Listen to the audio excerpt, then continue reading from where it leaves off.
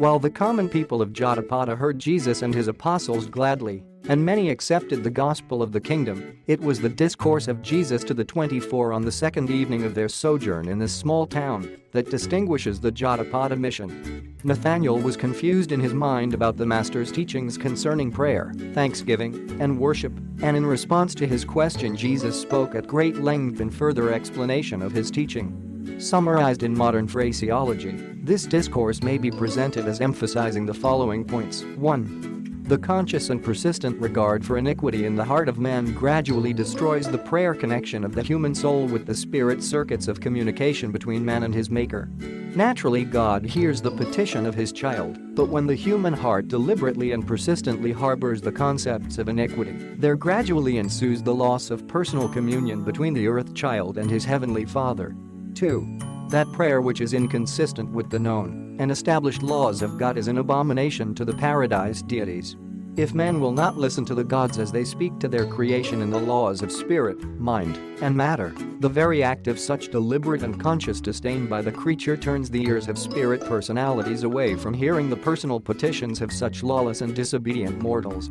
Jesus quoted to his apostles from the prophet Zechariah, but they refused to hearken and pulled away the shoulder and stopped their ears, that they should not hear. Yes, they made their hearts adamant like a stone, lest they should hear my law and the words which I sent by my Spirit through the prophets. Therefore did the results of their evil thinking come as a great wrath upon their guilty heads. And so it came to pass that they cried for mercy, but there was no ear open to hear.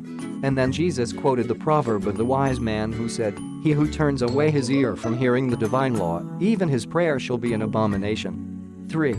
By opening the human end of the channel of the God-man communication, mortals make immediately available the ever-flowing stream of divine ministry to the creatures of the worlds. When man hears God's Spirit speak within the human heart, inherent in such an experience is the fact that God simultaneously hears that man's prayer. Even the forgiveness of sin operates in the same unerring fashion. The Father in heaven has forgiven you even before you have thought to ask him, but such forgiveness is not available in your personal religious experience until such a time as you forgive your fellow men. God's forgiveness, in fact, is not conditioned upon your forgiving your fellows, but in experience it is exactly so conditioned. And this fact of the synchrony of divine and human forgiveness was thus recognized and linked together in the prayer which Jesus taught the apostles. 4. There is a basic law of justice in the universe which mercy is powerless to circumvent. The unselfish glories of paradise are not possible of reception by a thoroughly selfish creature of the realms of time and space. Even the infinite love of God cannot force the salvation of eternal survival upon any mortal creature who does not choose to survive. Mercy has great latitude of bestowal, but, after all, there are mandates of justice which even love combined with mercy cannot effectively abrogate. Again, Jesus quoted from the Hebrew scriptures, "I have called, and you refused to hear. I stretched out my hand, but no man regarded. You have set at naught all my counsel, and you have rejected my reproof, and because of this rebellious attitude it becomes inevitable that you shall call upon me and fail to receive an answer. Having rejected the way of life, you may seek me diligently in your times of suffering, but you will not find me." 5. They who would receive mercy must show mercy. Judge not that you be not judged. With the spirit with which you judge others you also shall be judged. Mercy does not wholly abrogate universe fairness. In the end it will prove true. Whoso stops his ears to the cry of the poor, he also shall someday cry for help, and no one will hear him. The sincerity of any prayer is the assurance of its being heard. The spiritual wisdom and universe consistency of any petition is the determiner of the time, manner, and degree of the answer. A wise father does not literally answer the foolish prayers of his ignorant and inexperienced children, albeit the children may derive much pleasure and real soul satisfaction from the making of such absurd petitions. 6.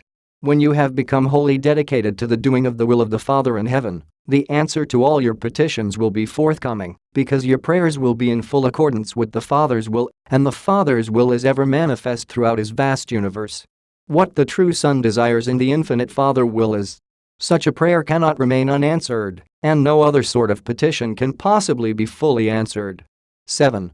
The cry of the righteous is the faith act of the child of God which opens the door of the Father's storehouse of goodness, truth, and mercy, and these good gifts have long been in waiting for the Son's approach and personal appropriation. Prayer does not change the divine attitude toward man, but it does change man's attitude toward the changeless Father. The motive of the prayer gives it right of way to the divine ear, not the social, economic, or outward religious status of the one who prays. 8. Prayer may not be employed to avoid the delays of time or to transcend the handicaps of space.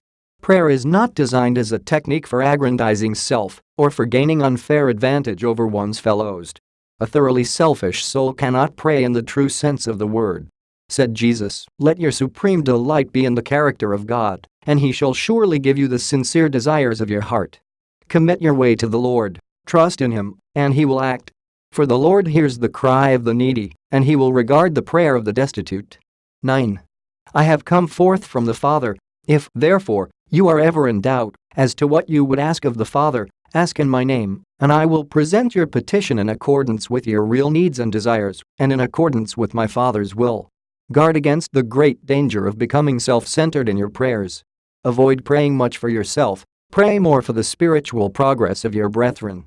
Avoid materialistic praying, pray in the Spirit, and for the abundance of the gifts of the Spirit. 10. When you pray for the sick and afflicted, do not expect that your petitions will take the place of loving and intelligent ministry to the necessities of these afflicted ones. Pray for the welfare of your families, friends, and fellows, but especially pray for those who curse you, and make loving petitions for those who persecute you. But when to pray, I will not say. Only the Spirit that dwells within you may move you to the utterance of those petitions which are expressive of your inner relationship with the Father of spirits. 11. Many resort to prayer only when in trouble. Such a practice is thoughtless and misleading. True, you do well to pray when harassed, but you should also be mindful to speak as a son to your Father, even when all goes well with your soul. Let your real petitions always be in secret. Do not let men hear your personal prayers. Prayers of thanksgiving are appropriate for groups of worshippers, but the prayer of the soul is a personal matter. There is but one form of prayer which is appropriate for all God's children, and that is, nevertheless, your will be done. 12. All believers in this gospel should pray sincerely for the